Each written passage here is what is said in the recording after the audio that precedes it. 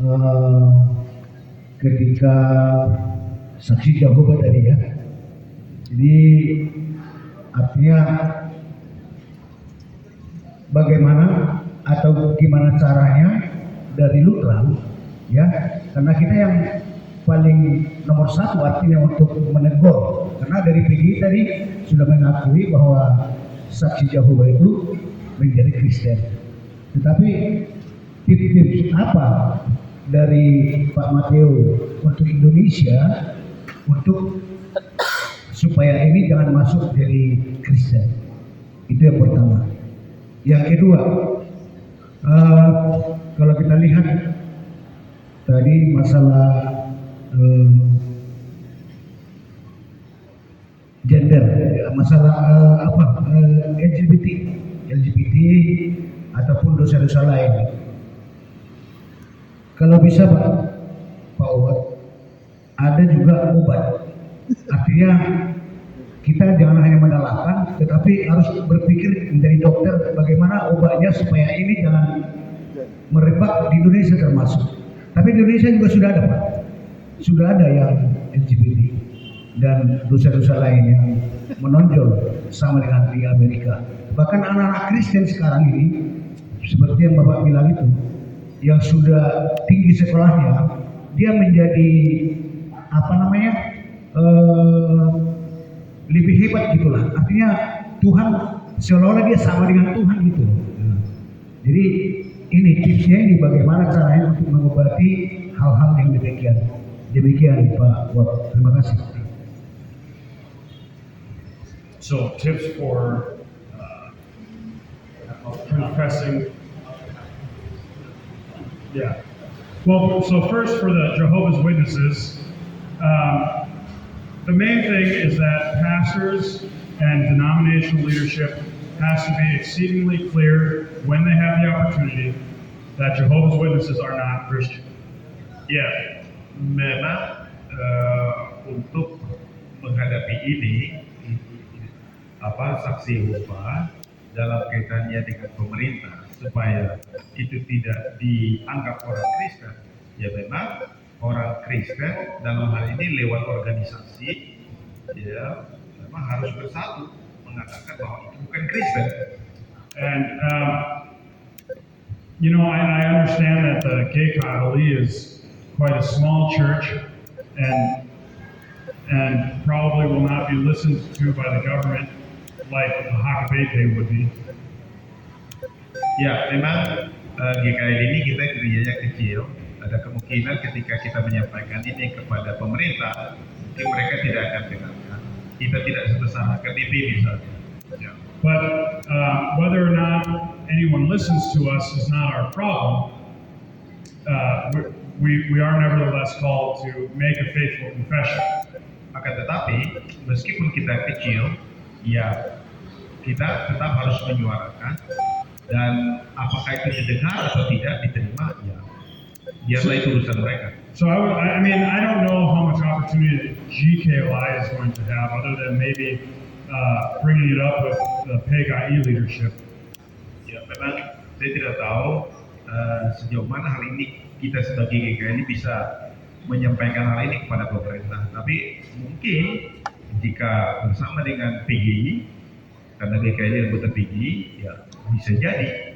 But maybe one place to start would be if there's ever a Jehovah's Witness, I don't even know if they have pastors. If there's ever a Jehovah's Witness that's called to teach the Christian religious instruction in school, then the local pastor should work with other local pastors to tell the school that Jehovah's Witnesses aren't Christian and it would never be appropriate for them to teach Christian children. Tetapi mungkin jika nanti suatu saat ada yang menjadi guru agama tetapi dari saksi Yehova, saya kira orang Kristen, para pendeta secara khusus harus berkumpul dan mengatakan ke sekolah itu bahwa itu bukan Kristen, jadi tidak boleh mengajar agama Kristen. And maybe gathering signatures from pastors and laity and sending a letter to the PGI telling them that disappointed that the PGI hasn't had a stronger rebuke of Jehovah's Witnesses being considered Christian. That might help. Dan mungkin kalau PGI, anggota gereja, pendeta-pendeta menyampaikannya ke PGI, lalu PGI menyuarakan itu ke pemerintah, mungkin itu akan lebih menolong untuk mengatakan bahwa saksi Yehova itu bukan Kristen. And as far as how to fight the gay agenda, that's really difficult because Christians in America failed. So I mean, we never figured it out. Ya, mengenai LGBT memang ini tidak mudah, dan Pastor Ruth mengatakan saya juga sulit memberikan tips tentang hal ini sebab gereja-gereja di Amerika juga gagal sebenarnya dalam hal ini menghadapi ini. So one thing would be to try to protect your children from seeing any kind of homosexual activity. Nah, mungkin salah satu yang harus kita lakukan ialah membimbing dan mengawasi anak kita dan menolong mereka agar tidak melihat aktivitas-aktivitas kaum LGBT. And this means if your kids have phones, if your children have phones, you need to pay attention to what they're doing on them. Dan sekarang ya, karena anak-anak kita sekarang sudah umumnya punya handphone ya. Nah, karena itu kita harus memastikan bahwa kita mengontrol atau tahu apa saja yang dilakukan oleh anak kita dengan handphone ini. Yeah, and this is both my wife and I. We at any time my wife can take my phone and use it and look at it. She has access to my phone, and that has to be true for kids. Parents need to be able to take the phone from the kids and know and see exactly what they're doing. Dan kalau Pastor Ruth katakan bahwa istri beliau bisa menggunakan handphonenya dan dia tahu apa yang digunakannya, dan hal itu digunakan juga untuk mengontrol anak-anaknya. All right, and particularly restrictions on the internet. The internet is very dangerous, and the phone, your kid on a phone can discover anything on the internet. Iya, memang terutama handphone ini karena bisa tersambung dengan internet, dan di dalam internet segala sesuatu ada di situ, bisa diakses apa saja, dan itu kalau tidak ada kontrol memang sangat membahayakan bagi anak-anak kita. Ya. All right, maybe it's time for one more question. Ya, masih ada Ina? Berapa tadi mau bertanya? Oh, di sana ada tambah lagi. Iya, tidak apa-apa.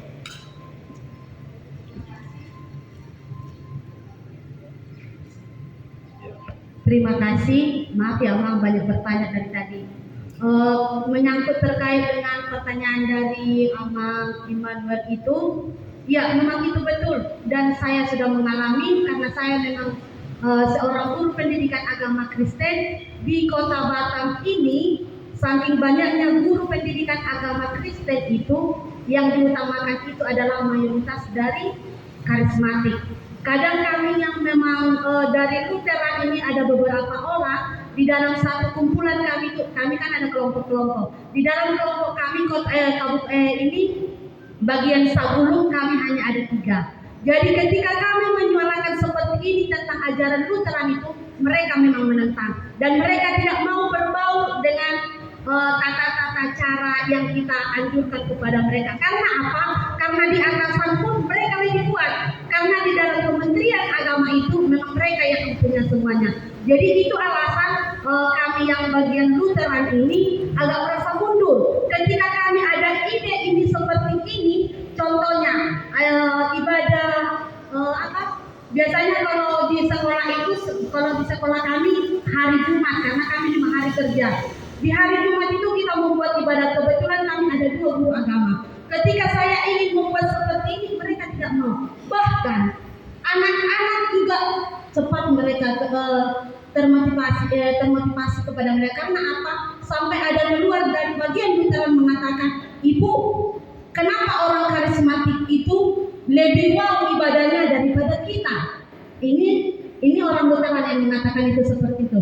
Dan ketika saya masuk ke SMP, ada juga anak yang mengatakan, iman saya lebih bertumbuh di karismatik daripada di Lutheran. Ini adalah memang betul-betul teguran buat kami yang Lutheran ini. Ketika kami ingin menjawab, mereka sudah langsung ada menghandal. Jadi memang di Pulau Batam ini memang betul-betul untuk Lutheran ini betul-betul memang belum bisa kita masukkan. Karena memang dari atasan sampai ke bawah mereka masih banyak itu. Jadi yang mau saya tanyakan, bagaimana cara kita supaya anak itu tidak terset di pikirannya itu bahwa di Lutheran itu katanya kalau pendetanya berkhotbah jemaatnya ngantuk. Jadi mereka udah mindset itu kan, bahkan sampai ke kita pun udah keluar seperti itu. Kalau di karismatik itu segar bugar terus. Bagaimana itu Ibu? Itu yang sering dilontarkan anak-anak itu kepada kita. Baru yang berikutnya, ketika kumpulan guru-guru sekota Batam ada dibuat seperti itu, yang Lutheran ini memang terpencil di belakang. Dan yang karismatik maju ke depan. Jadi kami memang ini adalah satu tantangan buat kami, bagaimana cara kami supaya aturan atau ajaran-ajaran yang sudah kita pelajari, yang sudah kita pahami di Lutheran itu bisa diterima orang itu. Sampai hari ini memang belum ada titik terangnya. Jadi yang saya maksud, saya mau minta solusi ketika si anak atau anak saya lagu itu, ketika si anak itu mengatakan itu kepada saya, apa yang harus saya jawab? Katanya di karismatik itu dia lebih bertumbuh imannya. Kalau di Lutheran itu imannya mungkin mati. Jadi apa yang mau saya jawab? Terima kasih. So why is the charismatic movement so popular, powerful, while Lutheran isn't? Yeah. Well, Even some our church's children are influenced much by that, and even they say that their spiritual growth is more in depth. yeah. Well, it's hard. There's no question, because the public school has them for more time than the GKLI church does. The children. Memang ini tidak mudah. Oleh karena anak-anak kita itu memang lebih banyak berada di kalangan di sekolah umum daripada di gereja kita. The one thing that I don't know how well this works with children. I'm not a very good teacher of children. But the one thing I would say is that if you're pointing to your strength or your relevance, that's not the Christian. That's not Christian to say, look how spiritual or popular this is, or something like that. Because Jesus himself died and was killed. He wasn't popular. He wasn't strong.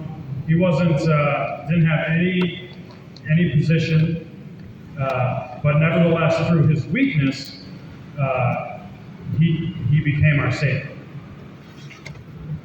Ya, memang ini tidak mudah. Mas Ruh mengakui juga. Saya sendiri bukan orang yang terlalu cerdik atau pandai dalam mengajar anak-anak. Jadi memang ini itu katakan tidak mudah. Cuma memang biar bagaimanapun kita harus tetap mendidik anak-anak kita dan supaya bisa menghadapi tekanan-tekanan yang dari luar itu dengan kuat, dan mungkin bisa juga menjelaskan bagaimana Tuhan kita Yesus Kristus. Tuhan Yesus Kristus itu tidak populer di kalangan umum, oleh karena dia mengikuti pengajaran yang benar, mengajarkan yang benar, bahkan dia harus mati untuk itu. Jadi ya seperti itu ya. Now, to an adult, when someone says, "My faith is so strong and I'm growing so much in my spirituality," to an adult who says that to me, I would respond with saying, you can focus on your faith, I'll focus on Jesus. Nah, kalau ada memang orang dewasa yang mengatakan bahwa saya bertumbuh di gereja sana di karismatik, iman saya semakin kuat. Nah, dia bilang, kalau saya sendiri akan menjawab orang itu, katakan, ya Anda berfokus kepada imanmu, ya, tetapi saya berfokus pada Tuhan Yesus. Gitu ya. Dia pada iman katanya bertumbuh di situ. Sedangkan kita berfokus pada Kristus. Ya otomatis iman kita yang bertumbuh. Yeah, because Bukan pada Yesus kan. a lot of the problem with the charismatics is that at the end of the day, they talk so much about themselves and not very much about Jesus. Dan kalau kita mengikuti ibadah karismatik dan memperhatikan khotbah dari orang-orang karismatik, yang kalau kita amati dengan benar dan baik, seksama, sesungguhnya mereka bukan berbicara tentang Yesus, tetapi berbicara tentang dirinya. And that happens a lot. That's called turning your faith into a saving work. Dan pada akhirnya, karena orang itu berbicara tentang imannya, tentang siapa dia, maka pada akhirnya iman itu menjadi suatu perbuatan.